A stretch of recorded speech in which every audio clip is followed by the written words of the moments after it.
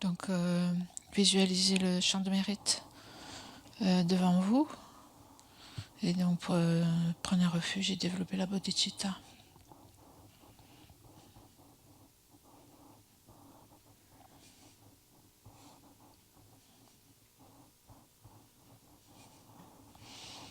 Jusqu'à l'éveil, je prends refuge en le Bouddha, le Dharma et la communauté suprême, la Sangha. Jusqu'à l'éveil, je prends refuge en le Bouddha, le Dharma et la communauté suprême, la Sangha. Jusqu'à l'éveil, je prends refuge en le Bouddha, le Dharma et la communauté suprême, la Sangha. Grâce aux deux accumulations rassemblées par ma pratique de cette méditation, puissais-je devenir un Bouddha afin d'être bénéfique à tous les êtres. Grâce aux deux accumulations rassemblées par ma pratique de cette méditation, puissais-je devenir un Bouddha afin d'être bénéfique à tous les êtres. Grâce aux deux accumulations rassemblées par ma pratique de cette méditation, puissais-je devenir un Bouddha afin d'être bénéfique à tous les êtres.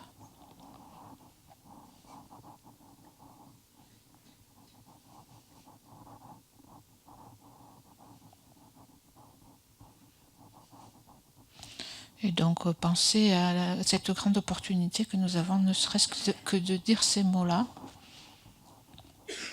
Donc, même si nous n'avons pas la bodhicitta, juste l'idée, en fait, c'est l'aspiration. C'est juste cette idée, en fait, de pouvoir devenir un Bouddha pour le bien de tous les êtres. C'est quelque chose d'exceptionnel.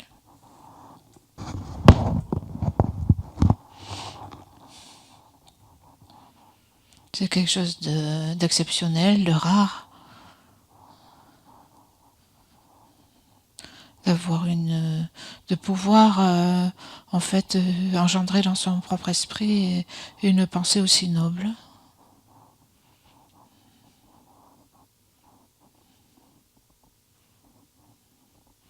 Donc souvent on le dit peut-être en pensant à autre chose.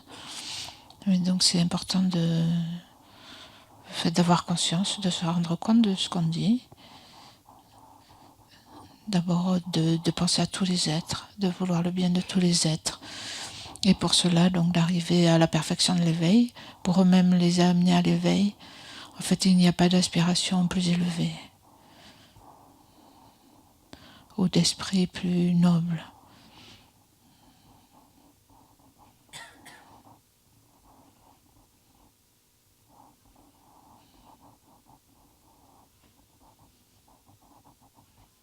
Donc c'est une raison de se réjouir, de pouvoir emprunter cette idée.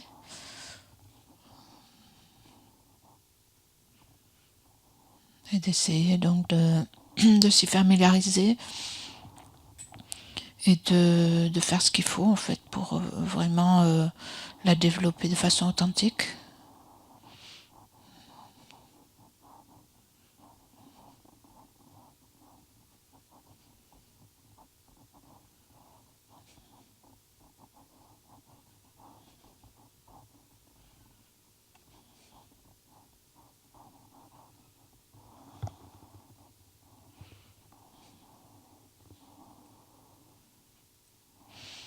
Et donc nous offrons la prière à cette branche, en fait pour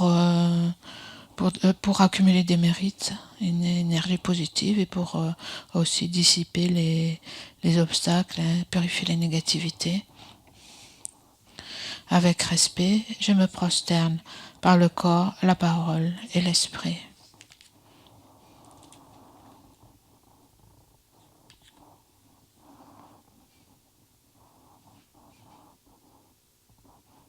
Donc quand nous nous prosternons, donc c'est bien le minimum pour une prosternation, c'est de joindre les mains au cœur. Rien que ce geste-là, c'est une prosternation. Donc quand on fait cette branche, en fait, on se prosterne par le corps, la parole, l'esprit. Donc on peut aussi visualiser qu'on fait une prosternation avec le corps, même si on est assis. Ou le fait de mettre les mains au cœur, ça exprime le fait de se prosterner, de montrer du respect aux objets devant nous, et aussi mentalement, donc par la parole et par l'esprit, en ayant cette attitude de respect.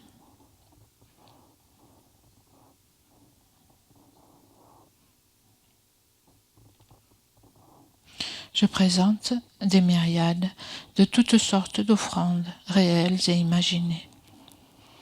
Et donc quand on fait les offrandes, vous pouvez donc visualiser l'espace rempli d'offrandes réelles, celles qui sont ici disposées sur l'autel par exemple, ou quand vous faites la pratique chez vous, toutes ces offrandes réelles que vous imaginez comme du nectar et que vous multipliez par l'imagination.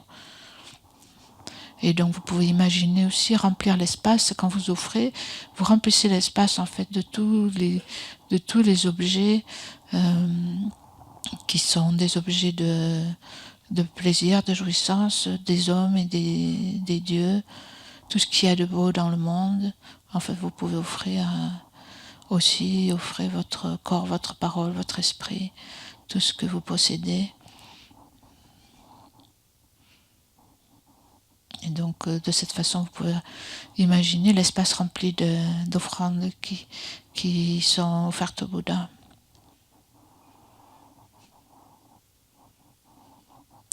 Et vous imaginez qu'ils les reçoivent, qu'ils les acceptent.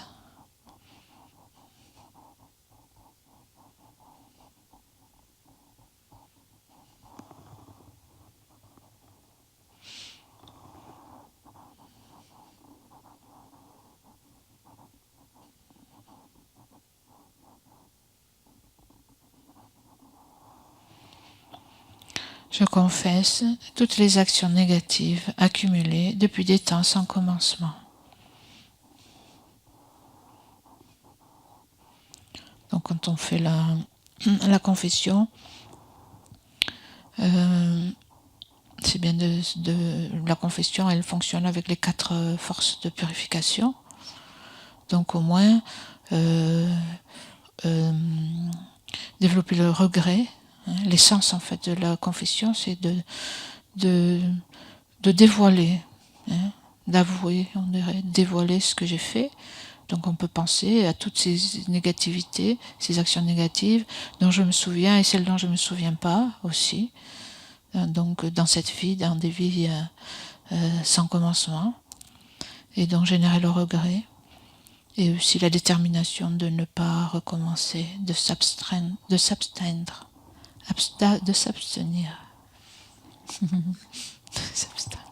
De s'abstenir.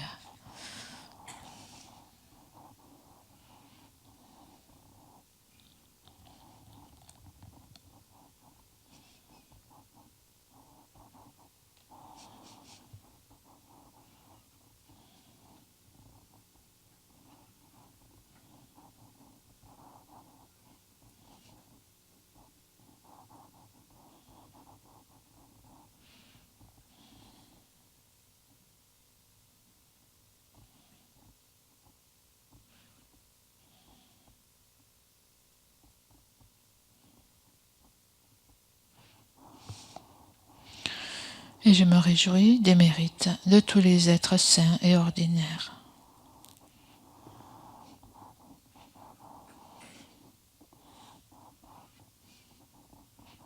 Non, ça c'est aussi une branche qui est très importante. De penser à se réjouir, de générer la joie envers nos propres vertus et de ceux des autres autour de nous et de tous les êtres en général, ordinaires et saints.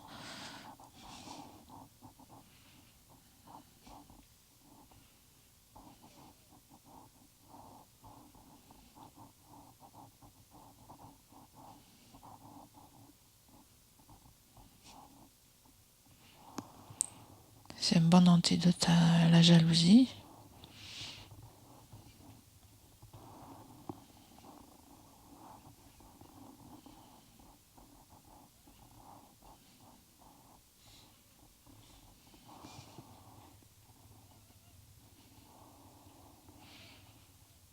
Ô maîtres et Bouddhas, demeurez, je vous prie, jusqu'à la fin du samsara et tournez la roue du dharma pour les êtres.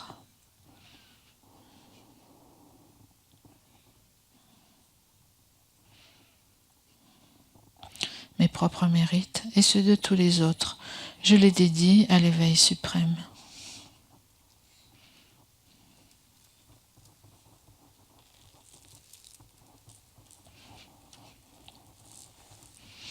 Cette terre, ointe d'encens, jonchée de fleurs, ornée du mont Meru, des 4 continents, du soleil et de la lune, je la visualise comme un chant de Bouddha et je l'offre, puissent tous les êtres jouir de cette terre pure.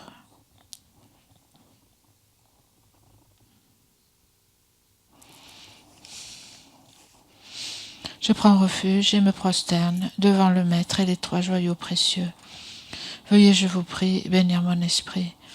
Je vous fais la requête de pacifier immédiatement toutes les conceptions erronées, de la dévotion incorrecte envers le Maître jusqu'à la vue dualiste dans mon esprit et dans celui de tous les êtres mémères. Je vous fais la requête de susciter dans mon esprit et celui de tous les êtres mémères toutes les réalisations correctes de la dévotion au Maître jusqu'à l'éveil.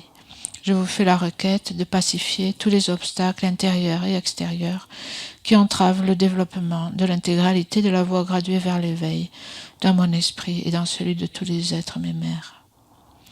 Je prends refuge et me prosterne devant le Maître et les 3 joyaux précieux. Veuillez, je vous prie, bénir mon esprit. Je vous fais la requête de pacifier immédiatement toutes les conceptions erronées, de la dévotion incorrecte envers le Maître jusqu'à la vue dualiste dans mon esprit et dans celui de tous les êtres mémères. Je vous fais la requête de susciter dans mon esprit et celui de tous les êtres mémères toutes les réalisations correctes de la dévotion au Maître jusqu'à l'éveil. Je vous fais la requête de pacifier tous les obstacles intérieurs et extérieurs qui entravent le développement de l'intégralité de la voie graduée vers l'éveil, dans mon esprit et dans celui de tous les êtres mémères. Edam Guru Mandalakam Atayami. Précieux et glorieux Maître Racine, veuillez demeurer sur le lotus et le disque de lune au-dessus de ma tête. Dans votre grande bonté, veuillez me guider et m'accorder les réalisations de votre corps, de votre parole et de votre esprit. Veuillez me guider et m'accorder les réalisations de votre corps, de votre parole et de votre esprit. Vous êtes l'œil qui contemple l'immensité des enseignements, la porte d'accès suprême à la libération pour les êtres fortunés. À l'aide de vos moyens habiles, vous nous pacifiez avec amour. Ô Maître spirituel qui nous éclairez, je vous invoque. Puissais-je à aucun moment me laisser surgir en moi la moindre vue fausse envers les actions du Maître glorieux. Puissais-je considérer toutes ces actions comme pures et avec cette dévotion recevoir les bénédictions du Maître dans mon cœur.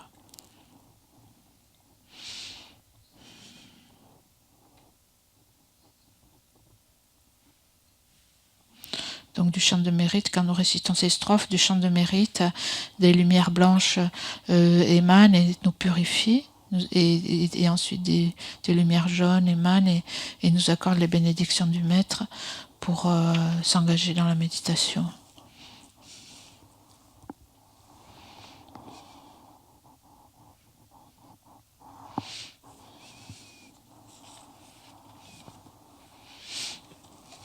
Et donc, parlant de la vacuité,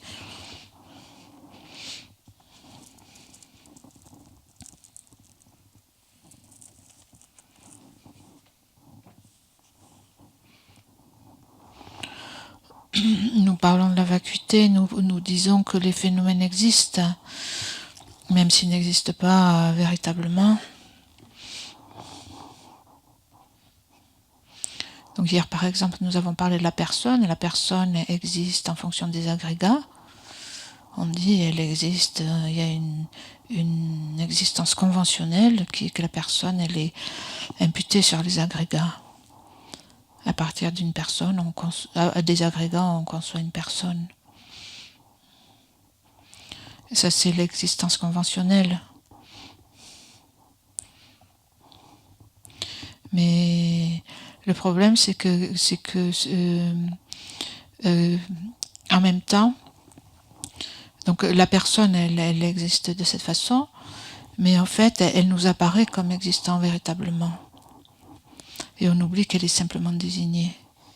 Elle nous apparaît comme existant véritablement. Et donc on oublie, on ignore le fait qu'elle est simplement désignée.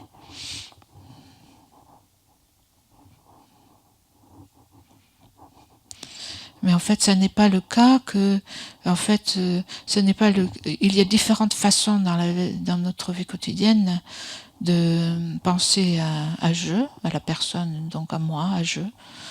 Quelquefois, la saisie de l'existence véritable, la saisie très forte de je comme étant quelque chose de concret, elle n'est pas toujours là, cette saisie.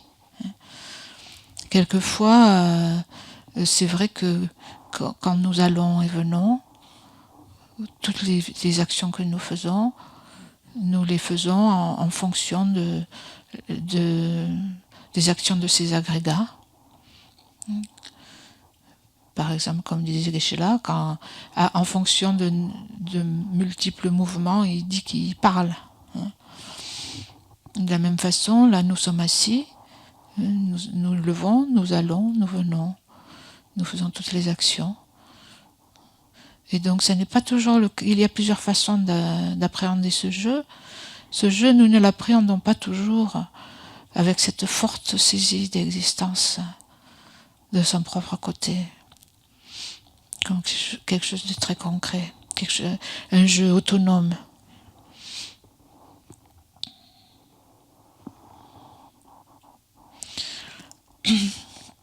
Et donc, nous avons vu que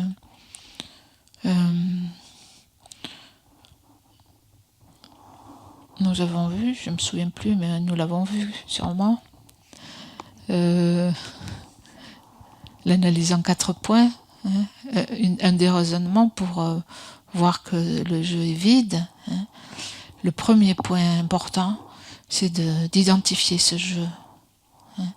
Identifier l'objet de négation. En général, c'est ça, on dit ça. Pour réaliser la vacuité, le premier point, ce qui est important, c'est de comprendre qu'est-ce qu'on nie. L'objet de négation, quand on dit c'est vide d'existence véritable, c'est d'arriver à mettre le doigt sur ce qu'est cette existence véritable dans notre propre expérience.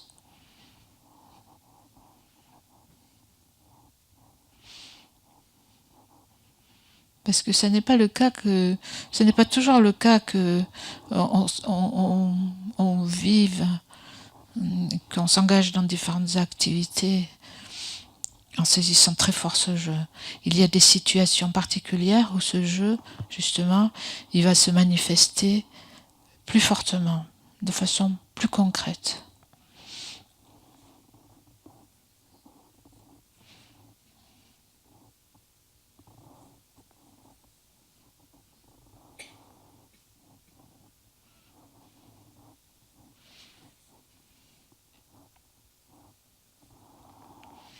Donc, quelque part, c'est ça le premier point.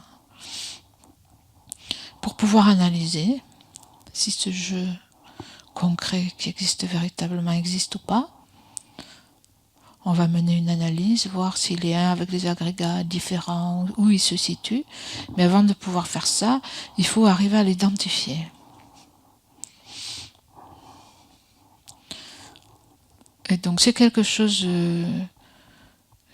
qu'on a en nous, de façon assez habituelle. Mais on n'a pas l'introspection pour reconnaître ce que c'est. Donc on va utiliser dans la méditation, on va s'imaginer certaines circonstances dans lesquelles ce jeu concret se manifeste fortement.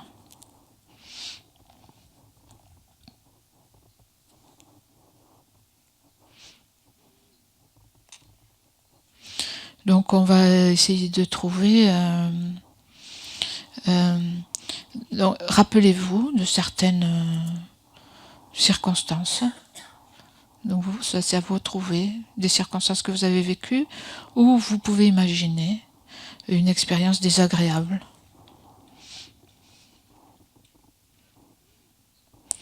Par exemple, quelqu'un vous a accusé de quelque chose que vous n'avez pas fait. Quelqu'un vous accuse et vous dit c'est de ta faute.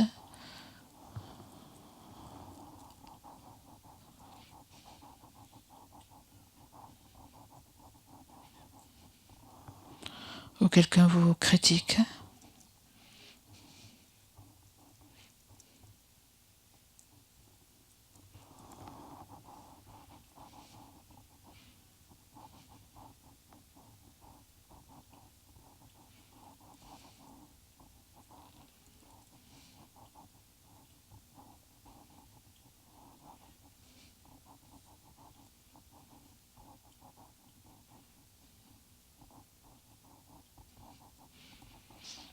Donc vous pouvez essayer ça, ou alors vous pouvez voir, par exemple, vous êtes énervé, agacé à cause de quelque chose. Il y a un agacement, un énervement, une colère en vous, un malaise. Et essayez de voir quel est le jeu qui est associé à cette expérience, à ce sentiment.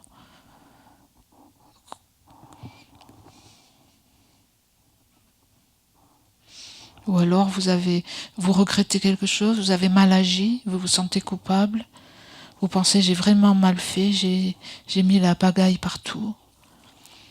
Donc un sentiment fort de ce type. Et essayez de voir, normalement, une telle expérience est associée à un sentiment du jeu qui est plus que normalement forte. C'est comme si le jeu se manifestait très fortement, se levait, hein, comme quelque chose de concret.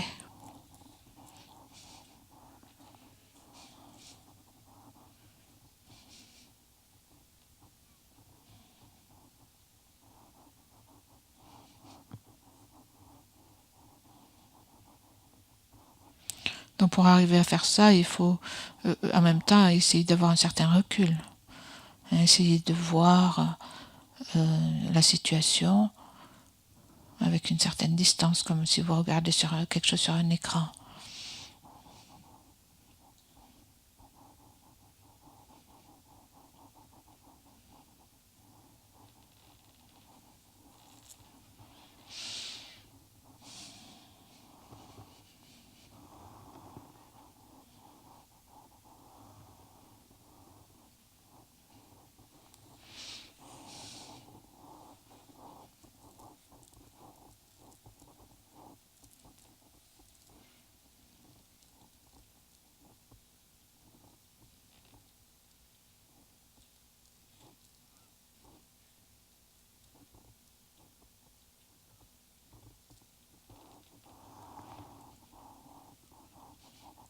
Donc c'est bien d'avoir une certaine ouverture, une certaine acceptation par rapport à cette expérience pour pouvoir analyser et laisser le jeu se manifester.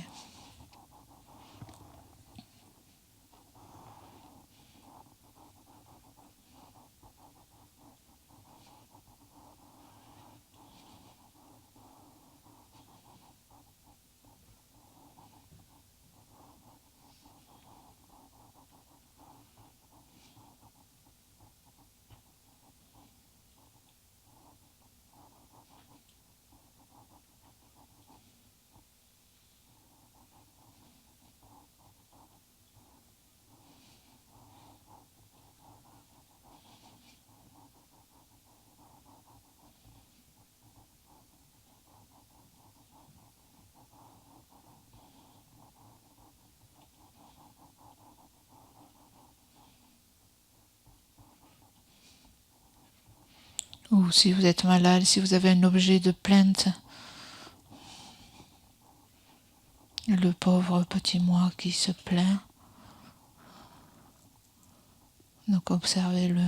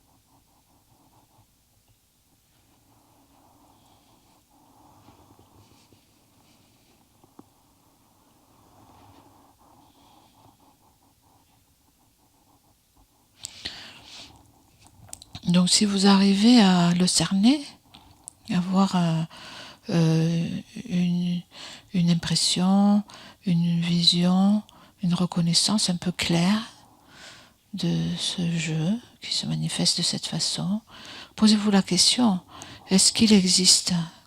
Où est-il? Comment existe-t-il? Est-ce qu'il existe véritablement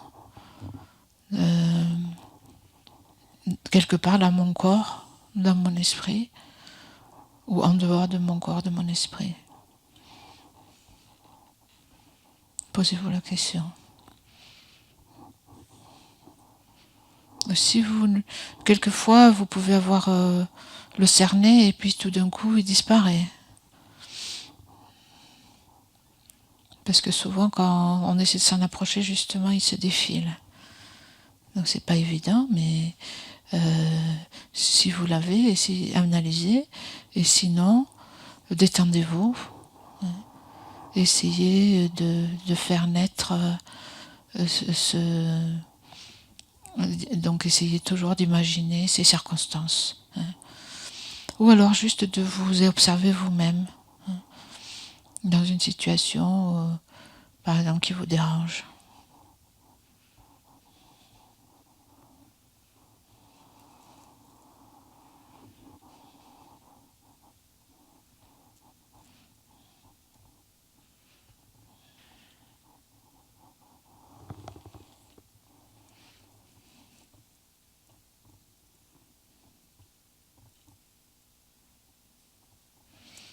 Donc essayez d'observer comment le moi s'inscrit dans votre esprit au moment où vous êtes contrarié ou dérangé, irrité.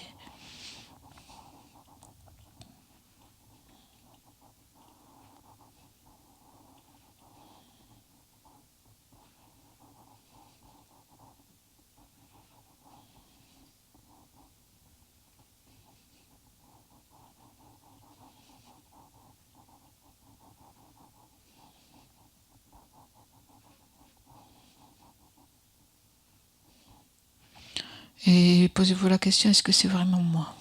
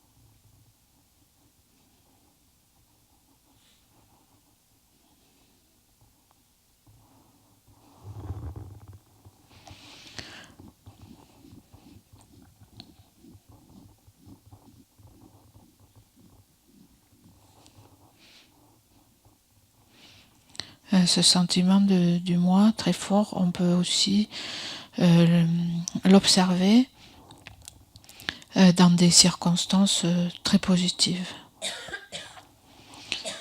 Si vous voulez, vous pouvez aussi donc prendre l'un ou l'autre, mais aussi dans des circonstances où vous avez fait quelque chose de merveilleux, ou quelque chose de merveilleux s'est passé. Et donc comment le moi s'inscrit-il dans le mental à ce moment-là?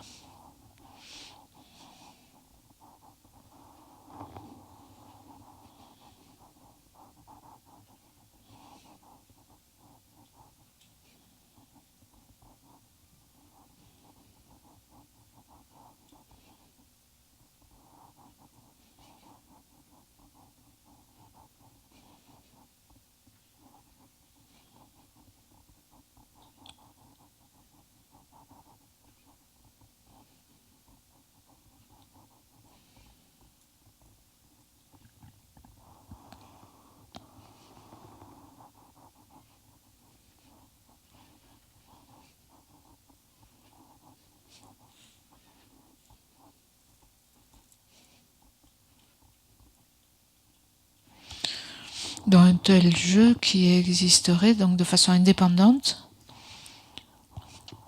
unitaire, autonome, comme quelque chose qui contrôlerait les agrégats. Donc c'est ça dont on dit qu'il n'existe pas. C'est ça dont on dit que la personne est vide.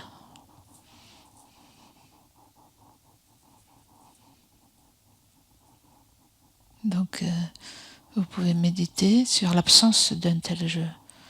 Si ce jeu-là, vous pensez qu'il n'existe pas, il est vide, qu'est-ce qui reste?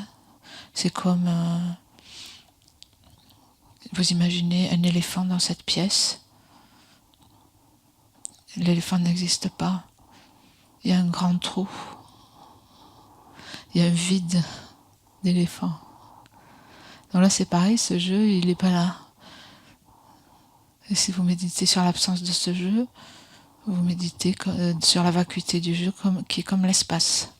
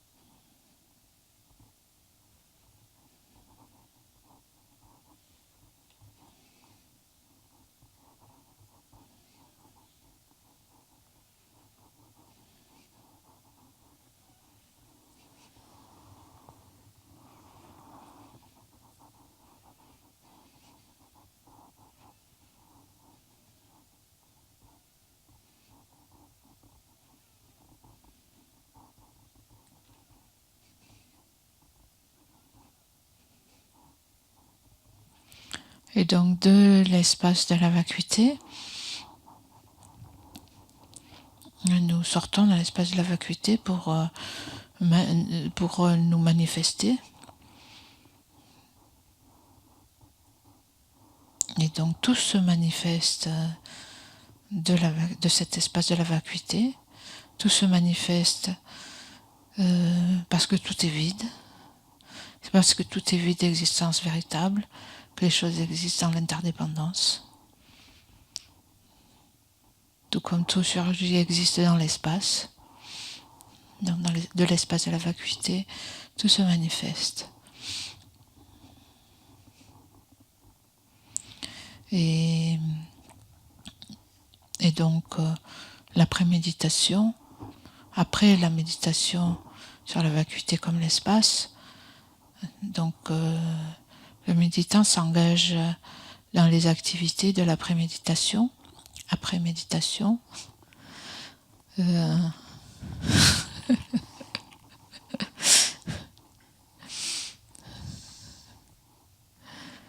Et donc en contemplant l'illusion, donc qui est en fait tout est comme une illusion. En sortant de la vacuité, tout apparaît comme une illusion.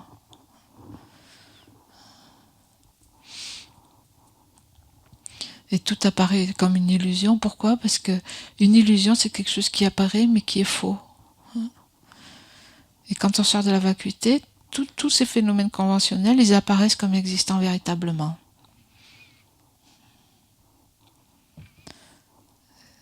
Donc ça, c'est obligé, que tout ce qui nous apparaît, en même temps, il y a l'apparence d'existence véritable. Mais en sortant de la méditation sur la vacuité, on comprend que cette existence véritable n'existe pas, même si elle nous apparaît. C'est pour ça que c'est une illusion.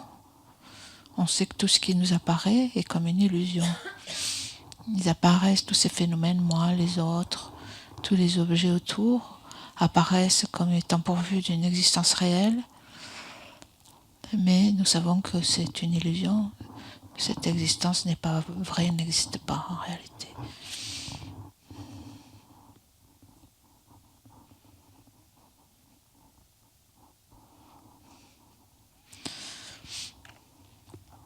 Et donc, avec la bonne motivation de voir tout comme une illusion et d'être le plus bénéfique possible, bien que ce soit comme une illusion, bien sûr, on peut avoir une motivation positive, qui est aussi comme une illusion, une motivation, même dans l'illusion, les choses fonctionnent. Et donc on peut avoir une motivation positive, d'être bénéfique à soi-même et aux autres autant que possible.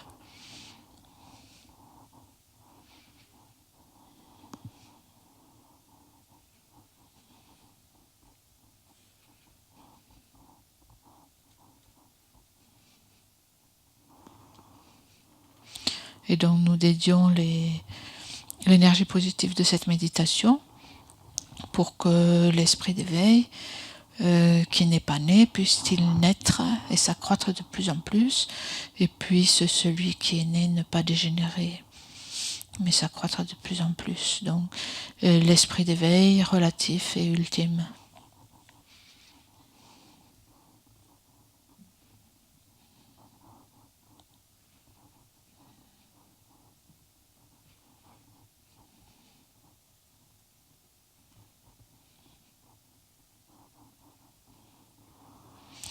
Et nous pouvons, avant d'aller manger, nous pouvons faire l'offrande de nourriture à la page 207.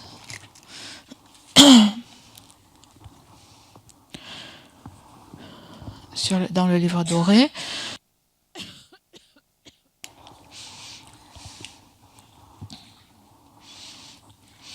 Om ah, om ah, om ah,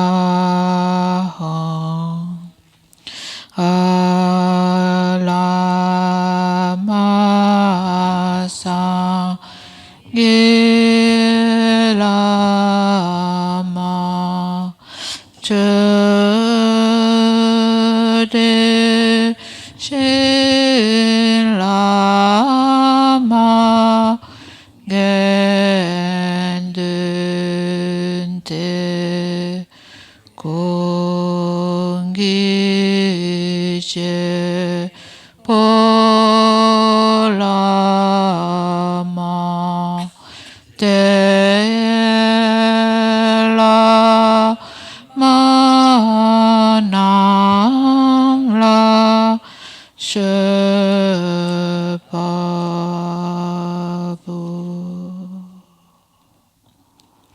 Puissions-nous, ainsi que notre entourage, dans toutes les vies à venir, ne jamais être séparés des trois joyaux, faire continuellement des offrandes aux trois joyaux et recevoir l'inspiration des trois joyaux. Au Maître suprême, le Bouddha précieux, au refuge suprême, le Dharma précieux, au guide suprême, la Sangha précieuse, aux trois joyaux, objets de refuge, je fais offrande.